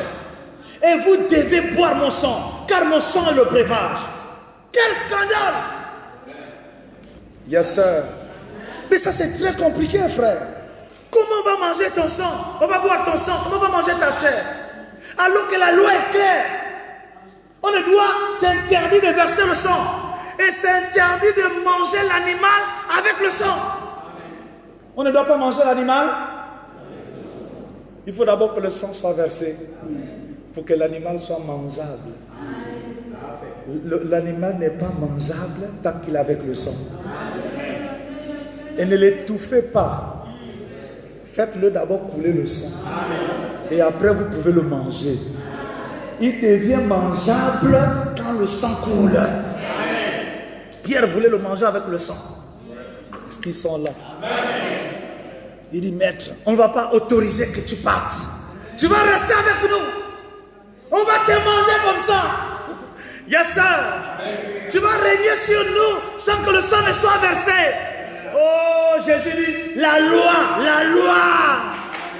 On ne mange pas l'animal avec le sang. Le sang doit être versé. Et quand le sang est versé, on peut manger. Jésus n'était pas mangeable quand il marchait sur la terre. Est-ce que vous savez qu'il était l'agneau de Dieu? Car le sacrificateur Jean-Baptiste a dit, voici l'agneau de Dieu qui ôte le péché du monde. Il était l'agneau, mais il n'était pas mangeable avec son sang. La loi interdisait de manger l'animal avec le sang. C'est pourquoi Jésus va à la croix. Qui peut dire amen? Jean chapitre 19, verset 34. Mais un des soldats lui perça le côté avec une lance. Aussitôt il sortit du sang et de l'eau. Le sang est sorti. Amen. Et il a rendu l'esprit. La vie était sortie de lui. Comme le sang est sorti, il pouvait maintenant être mangé. C'est pourquoi il appelle Jean. Il dit maintenant, viens, je te montre la vision. Alléluia. C'est pourquoi on peut nous parler du repas des noces. Le repas des noces. C'est pourquoi on peut vous parler de 7 sauts. Le menu à 7 plats. Qui peut dire amen? Oh mes amis, on peut vous parler de manger. Or manger c'est prendre part. On prend part à la divinité. Oh, vous remarquez que lui, il était la divinité dans la chair. Et la vie qui était en lui ne pouvait pas entrer en nous sans que le sang ne coule.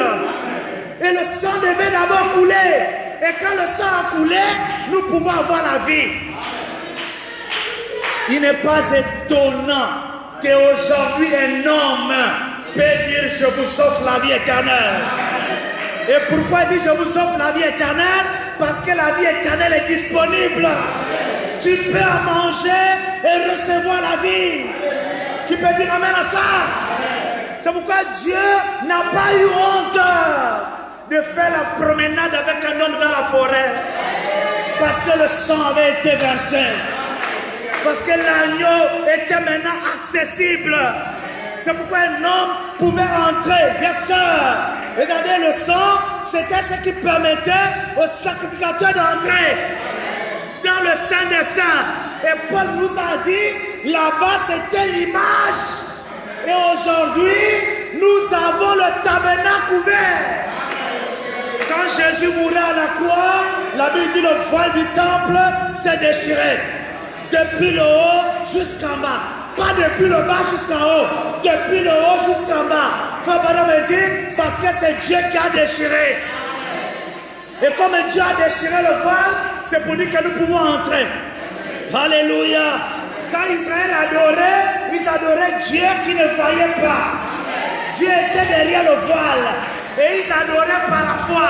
Il était caché derrière la peau. Oh, comme le voile a été déchiré, Dieu peut se faire voir. Il peut même prendre la photo. Il peut venir sur l'épaule. Pourquoi le sang a été versé? Il devient accessible. J'ai envie de te dire ce matin, la colonne de feu est ici.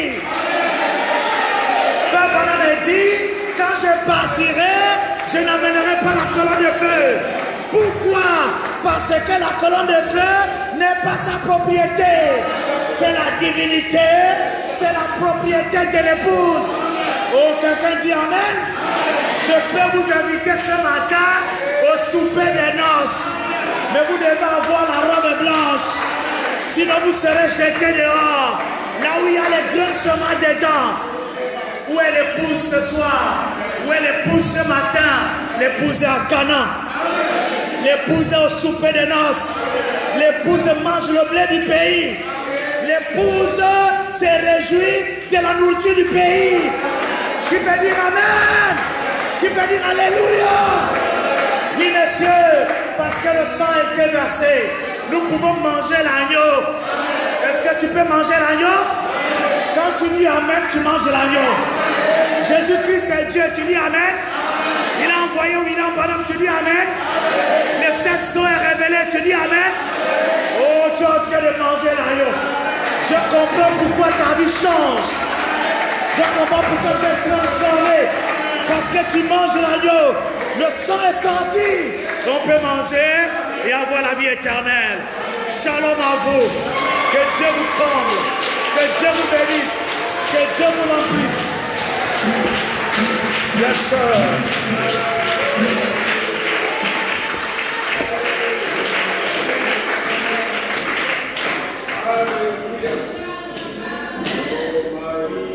Dans un esprit d'adoration. Oh, si on peut chanter à la croix.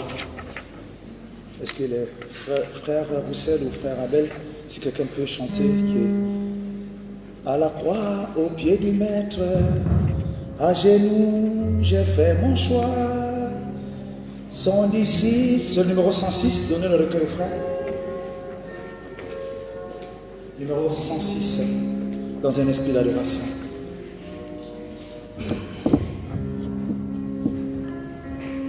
Avant de prier, chantons cela, frère. À la croix, au pied du maître, à genoux, j'ai fait mon choix. Sois ici, que je veux être, pour être libre. Bénis sa mère chérie.